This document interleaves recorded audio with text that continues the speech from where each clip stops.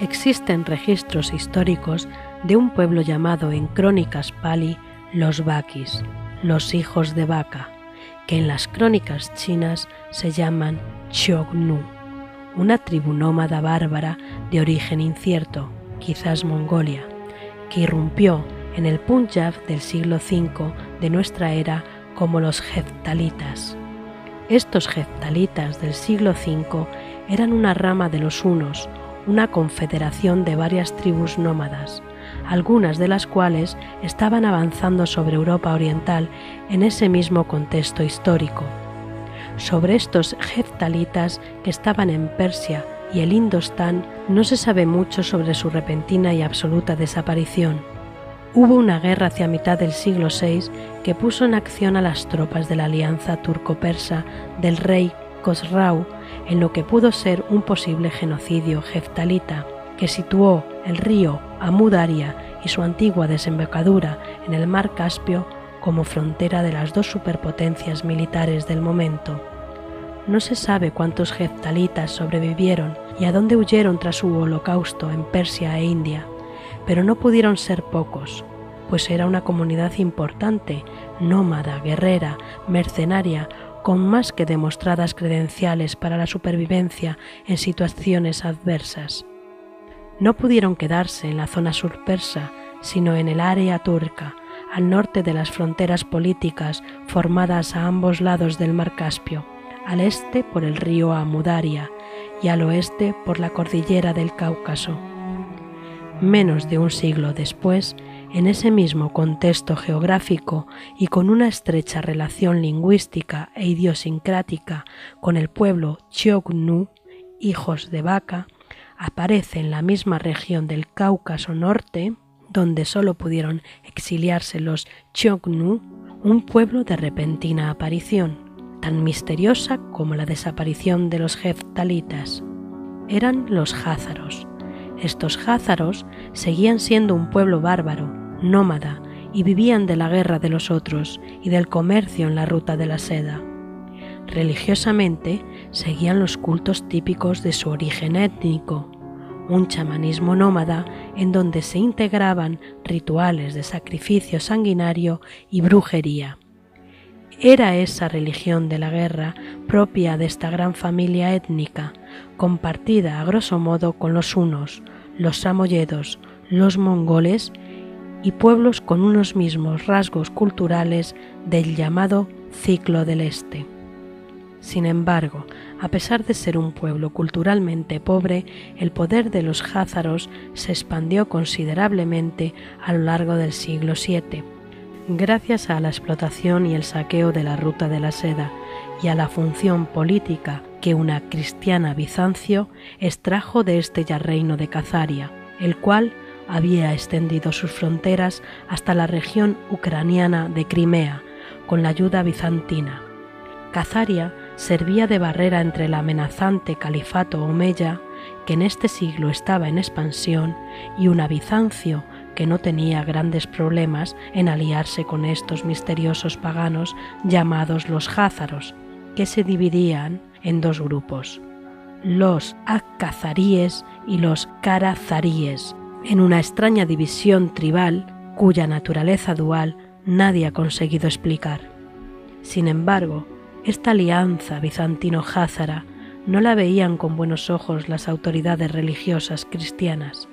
Por eso, la Iglesia Oriental presionó para que el emperador bizantino, ya con sangre jázara, Constantino V, apodado por los griegos ortodoxos como Coprónimus, el mierda, convencería a Cazaria para convertirse al cristianismo. El rey jázaro, Bulán, tuvo una solución a este conflicto religioso que obstaculizaba la alianza política. Se inventó un origen étnico vinculado al antiguo pueblo hebreo, y en vez de convertirse al cristianismo, lo que iba a resultar imposible, ni siquiera a un aparente nivel nominativo, se convirtió a un judaísmo sui generis que iba a mantener intacta la raíz pagana, sacrificial, brujo-chamánica de la antigua religión jázara, y así Aparecieron unos neojudíos a mediados del siglo VIII que por supuesto no tenían nada que ver con los judíos de Judea ni con nadie de este entorno religioso. La pobre cultura házara adoptó el alfabeto hebreo, cambiaron sus nombres en antiguo turco házaro por nombres más o menos judíos. Por ejemplo, el rey Bulán pasó a llamarse rey Sabriel, y se presentaron religiosamente como descendientes del Noé bíblico para mejorar la alianza cristiano-házara contra el Islam. Los házaros fueron los mercenarios que el imperio bizantino usó para hacer frente al califato en su frontera. La alianza cristiano-házara funcionó a la perfección en el terreno militar, aplastaron a los árabes en varias ocasiones, pero también en lo social, hasta el punto de que el nómada pueblo házaro hizo de Europa Oriental su nueva patria, la que jamás había tenido. Esa misma y fraudulenta alianza de la Europa cristiana con los neojudíos házaros se extenderá hasta el día de hoy. Ya con Khazaria desintegrada como Estado, los házaros neojudíos desarrollaron un nuevo fenómeno religioso en la Europa oriental, basado no tanto en la Torá, sino en un Talmud de formulación reciente y fraudulenta, y no tanto en el idioma hebreo, sino en una nueva lengua, el Yiddish, una lengua eslavo-germánica que adopta el alfabeto hebreo. Este neojudaísmo europeo se hace llamar Askenaz, y se convierte en la religión de una comunidad házara nómada que se adaptará como élite comercial en los reinos cristianos orientales primero y occidentales después. La influencia que los házaros alcanzan a tener en ciertos reinos europeos llega a incomodar a varios tronos.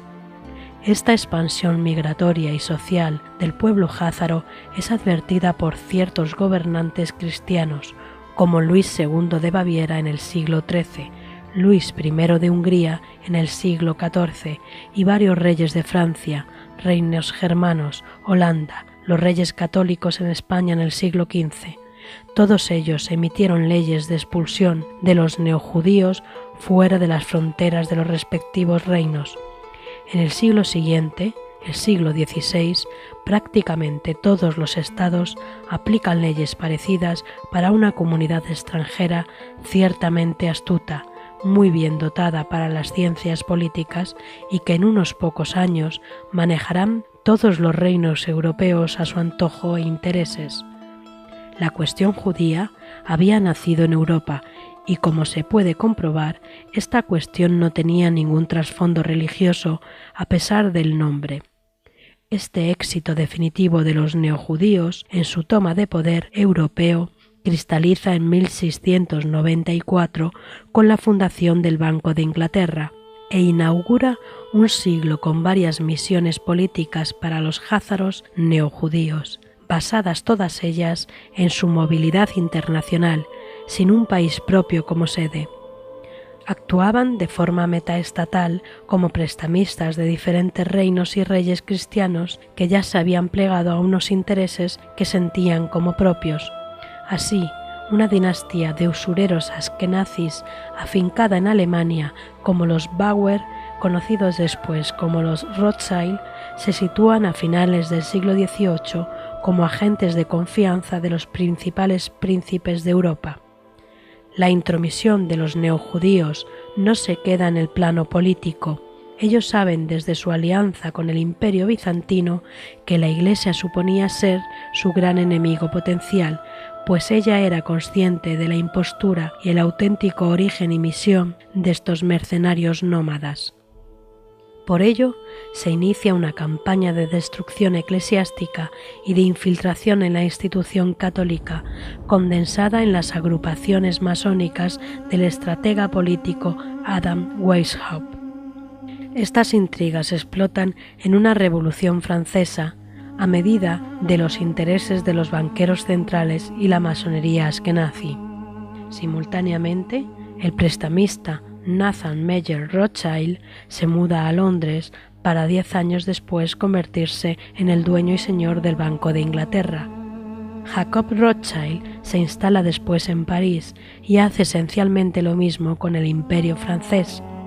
Al otro lado del Océano Atlántico se inicia una guerra con los independizados Estados Unidos de América, que culmina con la expansión del Imperio Rothschild bajo la forma de la fundación de la Reserva Federal Norteamericana. Durante el siglo XIX, el poder de los neojudíos se había desbocado hasta límites que nadie podía haber imaginado, pero esto era solo la antesala de una toma de poder absoluto, desarrollada durante todo el siglo XX. A finales del siglo XIX, en las que nazi Theodor Herzl elabora las teorías que se iban a poner en práctica a través de las horrendas guerras y revoluciones que se inauguran con el siglo XX. Se trata del sionismo, el movimiento político que busca un regreso fraudulento a Palestina de un pueblo que jamás estuvo allí.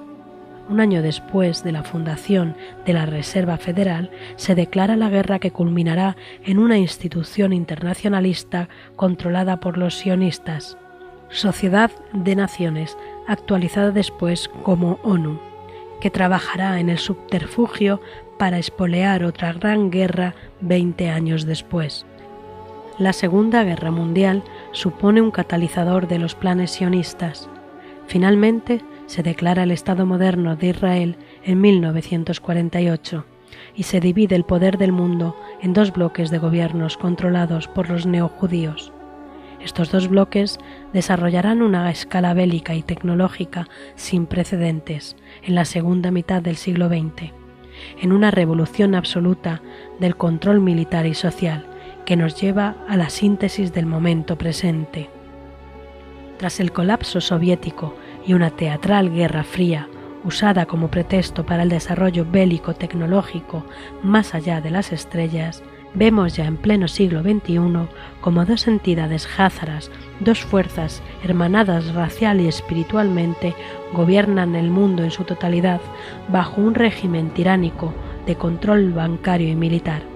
Dos fuerzas perfectamente identificables como OTAN con Estados Unidos y la Unión Europea a la cabeza, y la Alianza Euroasiática, encabezada por la Federación Rusa y China, en paz teóricamente a través del Consejo de Seguridad de la ONU, pero en pugna práctica constante por el control de países fronterizos geoestratégicos, tanto en Oriente Medio, por ejemplo ahora Siria, como en Europa Oriental, por ejemplo Ucrania y Turquía, como en la esfera de pugna China occidental, Tíbet, Corea, sureste asiático.